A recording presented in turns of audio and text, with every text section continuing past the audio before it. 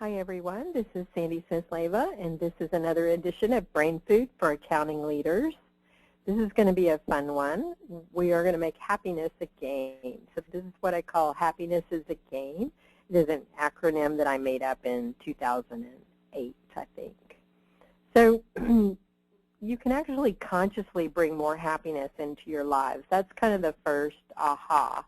That you can create more happiness by just changing these 4 things, or actually 3 out of 4 you can change. So the GAME is an acronym.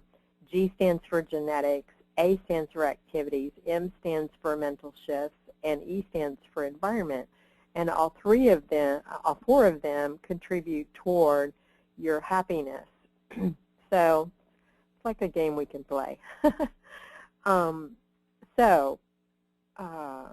One of the things that we do need to talk about a little bit is what is a state and what is a trait, because a lot of people feel like happiness is a state, but you can actually create happiness to be a trait as well.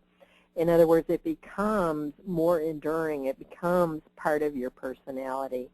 And so that's how you can do it, by focusing on the acronym GAME. So the acronym G is for genetic, and this is the one we can't do a lot about. We all start with a set point. Happiness is about 50% hereditary, hereditable. That is a study from twins that is very, very solid and proven.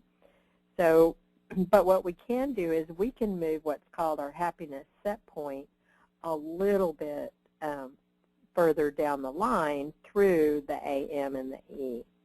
So A stands for activities and things like goals,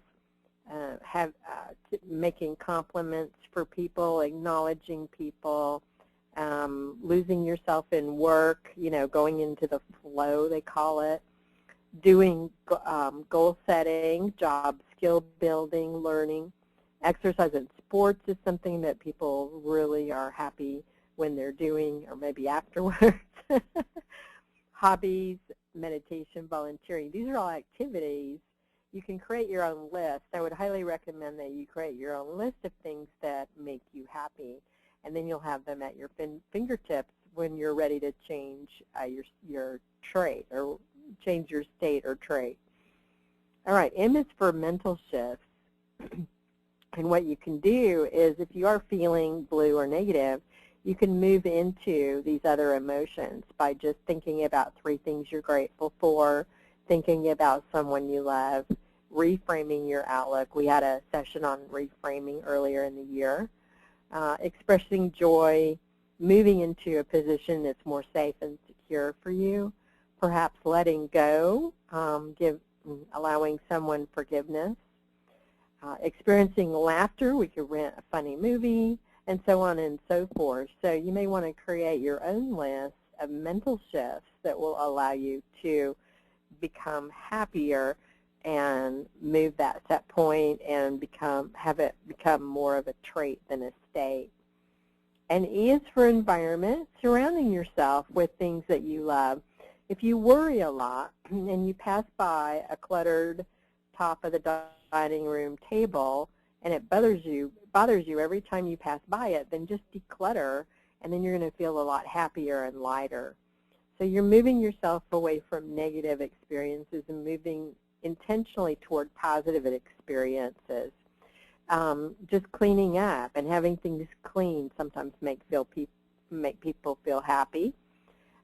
Experiencing a safe environment, experiencing beauty, experiencing other living things, plants and animals, experiencing good food, good music, good friends.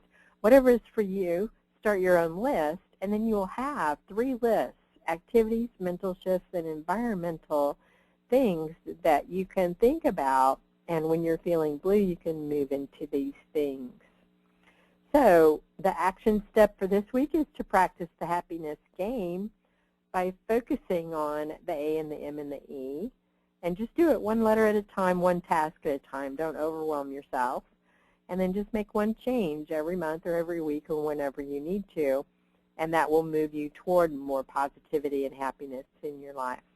We'll see you next week.